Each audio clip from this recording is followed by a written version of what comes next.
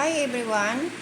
For today's video ay magluluto tayo ng mauulam ni Boss para sa dinner nila. So, ang una natin gagawin, mayroon pala tayong vegetables dito. Meron tayong patatas, green, yellow and red pepper, carrots, kunti lang yung carrots, and cauliflower. So, mayroon tayong sibuyas at bawang. Ito yung mga buharat. At tomato na blender ko na. So, ang una natin gagawin, maglalagay tayo ng mantika sa kawali. So, ngayon, igisa natin yung sibuyas at bawang.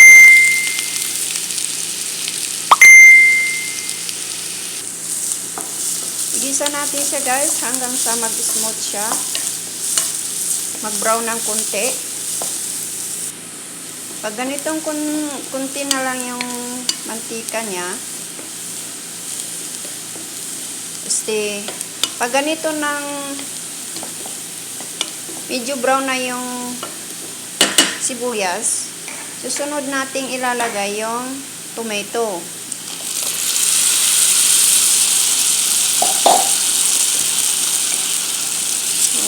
Lutuin natin siya ng mga 3 minutes.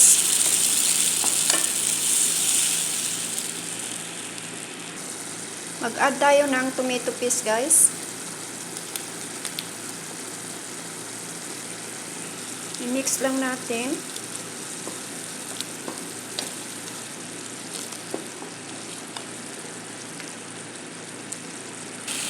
So ngayon, isunod natin yung mga buharat. May magic cube dyan, isang pieces.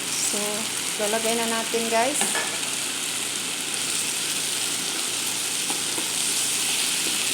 Haluin lang ng haluin.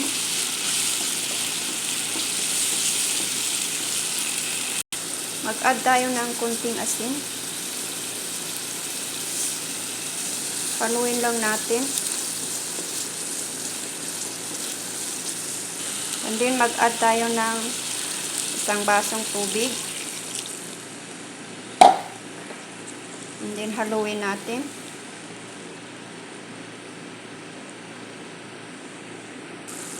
So, ngayon guys, ilalagay na natin yung mga gulay na nakaprito. So, ngayon, ilalagay na natin guys.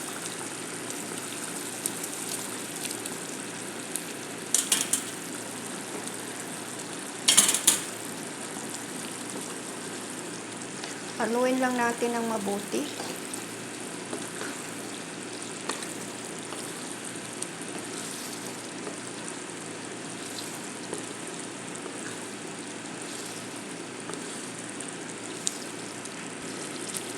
So, ayan na guys. Pwede na natin i-off yung apoy. Masarap ito guys. Try nyo. Masarap ito ipares sa kubos.